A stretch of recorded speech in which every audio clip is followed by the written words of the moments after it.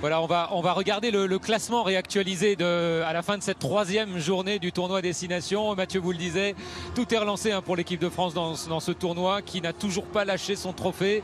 L'Irlande caracole en tête avec 3 victoires bonifiées, suivies de l'Écosse, l'Angleterre et la France qui sont à égalité au coude à coude dans ce tournoi, Vincent Clerc. Et justement, ça tombe bien parce que le prochain déplacement des Français, c'est justement à Twickenham contre une équipe d'Angleterre qu'on a vu moribonde un petit peu hier, même si elle a gagné contre le Pays de Galles. Oui, la fin du tournoi va être absolument passionnante et c'est vrai que les Anglais sont en dessous, clairement, depuis quelques mois maintenant, même s'ils ont gagné difficilement au Pays de Galles. Ça va quand même être difficile, mais on voit quand même qu'il y a de la maîtrise dans cette équipe de France. On avait dit, ok, il y a une petite défaite après 14 victoires. Il y a beaucoup de maîtrise, il y a beaucoup d'individualité. Encore une fois, un banc, une homogénéité des joueurs quand on voit dès le début du match François Cros qui rentre, Falatea, Romain Taofifenua. Ils apportent un vrai plus et cette équipe de France, elle avait besoin aussi de se rassurer sur ces points-là. Donc elle va se déplacer en Angleterre, mais je pense avec de la confiance. Elle sera consciente comme aujourd'hui que ça sera difficile. Mais au vu des prestations de l'équipe de France et de l'équipe d'Angleterre, on sera favori en Angleterre. Alors que Mathieu Lartaud a mis sa perruque et son masque avec Dimitri Ashvili, on les voit, ils sont parfaits tous les deux, je les adore. Voilà, on va en profiter si vous arrivez ici pour regarder ce qui s'est passé dans ce match, justement, un match extraordinaire avec un 15 de France qui démarre pied au plancher, Vincent. Oui, un superbe démarrage de cette équipe de France qui a mis beaucoup de vitesse dans ses libérations de balles et qui réussit à trouver les espaces sur les extérieurs avec Antoine Dupont pour Romain Ntamak pour le premier essai. Ouais, et l'équipe de France qui va perdre sur protocole commotion Anthony Jelonche et l'équipe d'Écosse qui, avec ce mauvais geste, va perdre Gilchrist.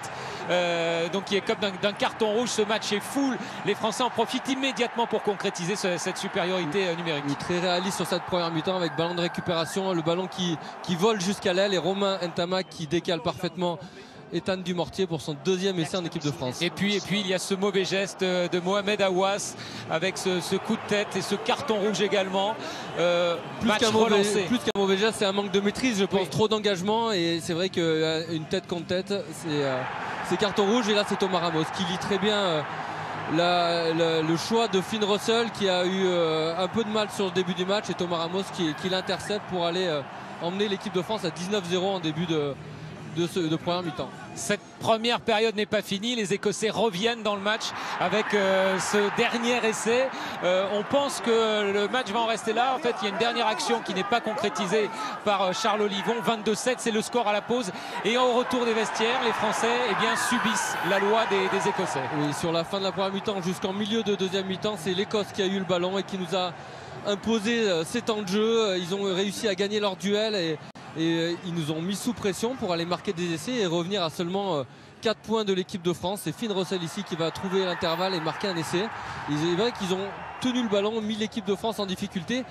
Et là, c'est l'équipe de France qui a été ambitieuse. 25-21 sur la fin du match et les Français ont décidé effectivement de jouer tous les ballons pour aller chercher ce bonus offensif. Et les Français qui s'y sont repris à plusieurs reprises avant que Gaël Fickou ne trouve la solution. Qui a été très bon, Gaël Fickou, et en défense et en attaque, qui a su trouver les espaces. Et là, il a feinté la passe pour aller dans l'embut et ça a fait du bien à cette équipe de France qui a marqué ce bonus offensif.